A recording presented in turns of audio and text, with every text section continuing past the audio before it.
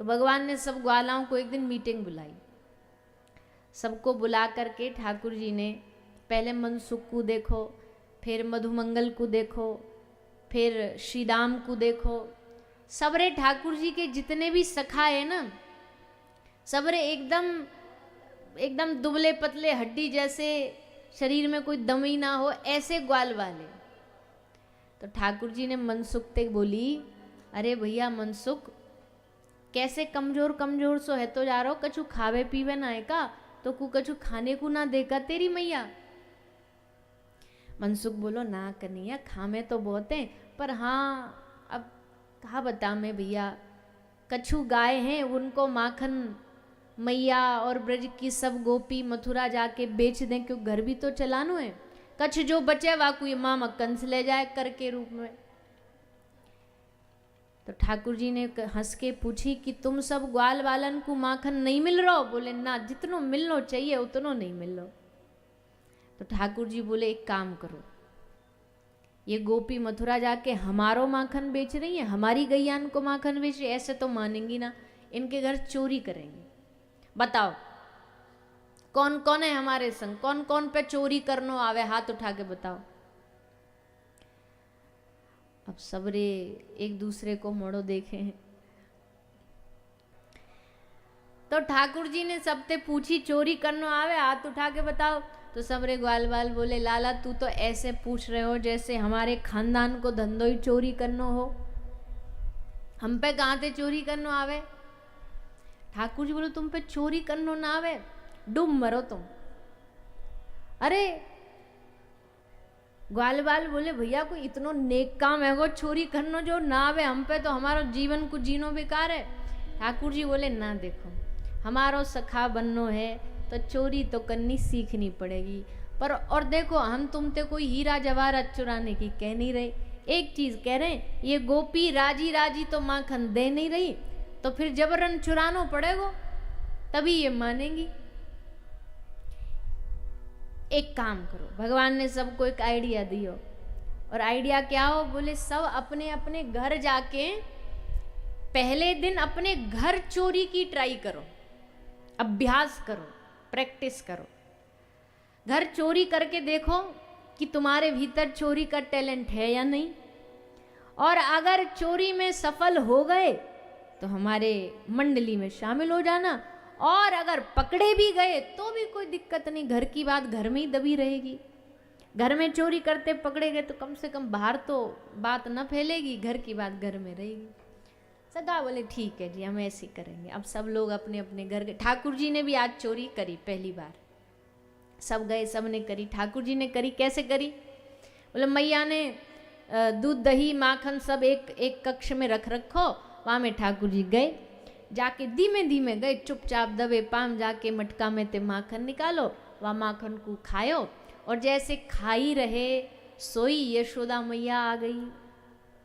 यशोदा मैया ने देखी, अच्छो लाला तू यहाँ क्या कर रहे हो, भंडार में क्यों आए हो, और तेरे हाथ में तेरे मुंह पे चोरी कर रहे हो माखन की। अब देखो इनकी चतुराई, चोर जार शिखामणि, चोरन के सरदार हैं, ऐसे ही थोड़ी इनको बात लपेटनी बड़ी बढ़िया आवे। ठाकुर जी बोले, अरे राम राम राम राम, अरे मैया हमको चोर कह रही है, एक तो हम तुम पे हमको तरस आ रहो, तुम पे हमें दया आ रही, और ऊपर से हम पे इल्जाम लगा रही हो। मैया बोली, कहा दया आ रही तो को मेरे ऊपर।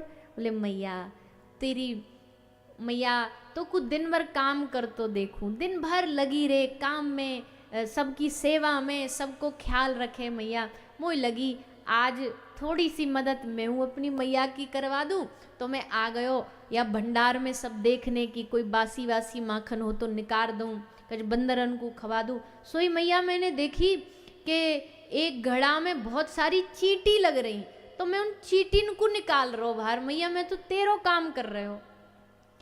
मैया बोली, अच्छा बड़ो समझदार है, वो को पागल समझो है, तू चींटी ने अगर यहाँ हाथ ते निकाल रहे हो तो तेरे मोड़े पे माखन क्यों लगे हो। ठाकुर जी बोले, मैया तू तो एकदम पूरी सीआईडी बन रही है हमारी जान को, मोड़े पे माखन बताऊं क्यों लगे हो। बोले बता क्यों लगे हो। बोले मैया जब हम चींटी को निकाल रहे ना, वह चींटी में कोई एक चींटी बड़ी चतुर हती, बड़ी चतुर। सो मैया वो चींटी आई, चींटी चढ़ते चढ़ते मेरे पाम पे चढ़ी, पाम ते घुटना पे चढ़ी, घुटना ते जांग पे चढ़ी, जांग ते पेट पे आई, पेट ते गले में आई, गले ते मुंह पे आई। ओ मैया जैसे मुंह पे आई सो हाथ में तो मेरे माखन लगी रहो, क्योंकि मैं चींटी ने निकाल रहा, जैसे मुंह पे आई मैंने ऐसे हटाई तो सबरो माखन मोड़े पे लग गया। मैया बोली वाह गजब बेटा, कितनी बढ़िया सेवा कर रहे हो तू अपनी मैया की, भगवान करे तेरो जैसो लाला सबको मिले, इतनो ध्यान रखे मेरो। मैया तो प्रसन्न रह गई। ठाकुर जी चोरी में पास हो गए। ठाकुर जी के चोरी के बड़े अच्छे अच्छे नियम थे, तो वह चोरी में ठाकुर जी पास हुए। अगले दिन मीटिंग फिर हुई। ठाकुर जी पहले पहुंच गए, कदम के नीचे ठाड़े है के बांसुरी बजा रहे हैं, और तब ग्वाल बालन की एंट्री हुई। और जैसे भैया ग्वाल बाल आ रहे हैं तो ठाकुर जी ने कहा देखी काई को एक पूरा गाल लाल भयो पड़ो है, क्योंकि मैया ने चोरी करते पकड़ लिए तो दे दनादन मारे। काई को एक कान मुरो पड़ो है, काई की एक टांग टूटी पड़ी है। सबरे लड़खड़ाते वहां पहुंचे, और पहुंच करके ठाकुर जी के सामने ठाड़े गए। ठाकुर जी बोले का हालत बना रखी है तुम सबन ने? बोले तय नहीं कही, चोरी घर में करके देखो, देखो कैसी कुटाई हुई है, घर में ऐसे कूटे गए हम। ठाकुर जी बोले अरे राम राम राम, तुम पे चोरी भी करनी नहीं आवे, चलो अब तुमको सिखाना पड़ेगा। तो ठाकुर जी अब सबको चोरी करना सिखा रहे। ठाकुर जी ने अकेडमी खोली है चोरी सिखाने की, एक समिति बनाई, वा को नाम रखो चोर विद्या प्रसारण मंडल समिति। वह समिति को काम ही है हर गली मोहल्ला में रोज नए चोर तैयार करने। ठाकुर जी सबको शिक्षा देते, कूदना कैसे, फांदना कैसे, भागना कैसे, दुबकना कैसे। चोरी का देखो भैया पहला नियम है, जब भी चोरी करवे गोपी घर जाओ सबरे हाथ में माखन लगा के जाओ। क्यों? चोरी करते भाई पकड़े गए, हाथ पकड़ेगी माखन ते हाथ फिसल जाएगा, हम भाग जाएंगे। और पतो ना कहा चीज सब ग्वाल बालन को सिखा दी। और तब श्री ठाकुर जी की ब्रज में माखन चोरी लीला आरंभ हुई। भैया सबरे ब्रज में ऐसो हंगामा मचायो, ऐसो आनंद बरसायो। हर रोज गोपी सुबह उठती तो भाई यही आशा में उठती, काश आज हमारा नंबर लग जाए चोरी करने। अच्छा बाहर से खूब शिकायत करेंगी, बाहर से यशोदा मैया को खूब आके कहेंगी मैया तेरो छोरा चोर है, मैया तेरो छोरा ऐसा। और मन मन में क्या कहेंगी, लाला आज हमारे घर आ जाओ माखन चुराने, आज हमारे हाथ को माखन ले खा जाओ। रोज अपने मन में ये भाव रखती। ठाकुर जी सब गोपी के भाव जानते, जो मन ही मन पुकारे ठाकुर जी वही को न्यो तो स्वीकार कर ले, वही को न्यो तो स्वीकार कर ले। अब तो भैया धीरे धीरे धीरे ब्रज में कई ने ठाकुर जी को पकड़ने की भी बहुत चेष्टा करी, बहुत कोशिश करी, पर महाराज ये उधम काई के पकड़ में आवे, ये काई के पकड़ में नहीं आवे वारे। जिनने करी सब फेल है गए, कोई ठाकुर जी को पकड़ नहीं पाया। एक ब्रज में नई नई बिहाई गोपी आई, थोड़ी ने जवान थी, जवानी का भी अपना जोश था, घमंड था, कि थोड़ी पढ़ी लिखी भी थी, उसका भी घमंड था। तो ब्रज में गोपीन को आके बोली तुमसे एक छोटो सो छोरा ना पकड़ो जा रहा हो, इतनो सो लाला है या को पकड़ना कोई बड़ी बात, मैं पकड़ के दिखाऊंगी। दूसरी गोपी बोली काहे को अपनी बेइज्जती करवा रही, नई नई आई है अब ब्रज में, इज्जत बचानी है तो यह सब पचड़े में मत पड़। बोली ना मैं तो पकड़ के दिखाऊंगी। गोपी बोली तो फिर जा तू पकड़ ले। अब ठाकुर जी ने तो, अब ठाकुर जी को चैलेंज बड़ा पसंद है, जब कोई ये कहे ना पकड़ के दिखाएंगे, ठाकुर जी बोले ले आज तेरी घर को नंबर लगाएंगे। आ गए वही के घर, गोपी खुश कि आज पकड़ूंगी। और जैसे लाला ने माखन पायो सो लेके ठाकुर जी के हाथ पकड़ के बोले आज तो को मैंने पकड़ लियो, आज मैया पे तो को पिटवाऊंगी। हाथ पकड़ के ले जाने लगी मैया के पास, तभी एकदम याद आयो, अरे ना ना एक सखी कह रही या में बड़ो जादू है, यू बीच रास्ता ते बातन ने घुमा के रास्ता में तो ही भाग जाए। तो बोली तो ना लेके जाऊंगी, तो यहीं बांध के जाऊंगी, मैया को यहाँ बुलाऊंगी, तो भागने को कोई चांस ही नहीं। ठाकुर जी बोले मुँह को बांधेगी तू? बोली हाँ, तुम का प्रधानमंत्री हो जो तुम्हें ना बांध सकूं, खड़े हो यहाँ। उगल के पास ठाकुर जी को ठाड़ो कर दियो और लेके रस्सी ठाकुर जी को बांधो। 1 बार 2 बार 3 बार लपेटती गई और लपेटती लपेटती महाराज मैया के ढोरे जाने की इतनी उतावली कि रस्सी ते तो बांध दियो पर वहां में गांठ लगानो भूल गई। अब ये तो प्रभु ऐसे महाशय है कि गांठ के बाद ये ना रोके, बिना गांठ तो इनको कौन रोकेगा। बिना रस्सी में गांठ लगाए भग गई मैया ढोर। मैया चलो, लाला को बांध के आई हूं, चलो तुमको दिखा के लाऊं। अब मैया वैसे तो नहीं आती पर ये ने गोपी तो पढ़ी लिखी सी है, ये तो झूठ ना है बोलेगी। चल, आ गई मैया वा के संग। और जैसे मैया घर आई, मैया ने पूछी दिखाओ कहाँ है लाला? बोले ये रे देखो। और जैसे देखी तो भैया उखल भी है, रस्सी भी है, पर श्रीमान जी गायब है। अब देखे मोड़ो। दूसरी गोपी बोली ले पकड़ ले। मैया ने भी खूब फटकार लगाई सबके सामने, तुम सबरी गोपी मेरे लाला ते इतना चिढ़ती हो, चोरी का इल्जाम लगाती रहती। खूब खूब सुनाई।